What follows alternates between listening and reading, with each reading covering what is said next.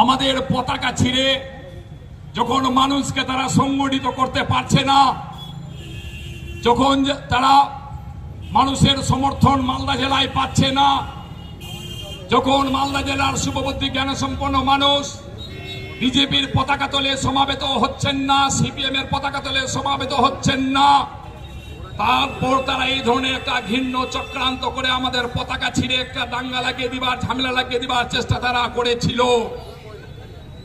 বন্ধু বিজেপি জেনে রাখো, বন্ধু সিপিএম জেনে রাখো, তৃণমূল কংগ্রেসের একটি পতাকা তোমার বিজেপির কর্মীদের গায়ের 50টা চামড়া টেনে নামিয়ে দিবে তৃণমূল কংগ্রেস কর্মীরা। যদি দুর্বল ভেবে থাকো তৃণমূল কংগ্রেসকে, তাহলে তুমি বোধহয় ভুল ভেবেছ আমার মনে হচ্ছে।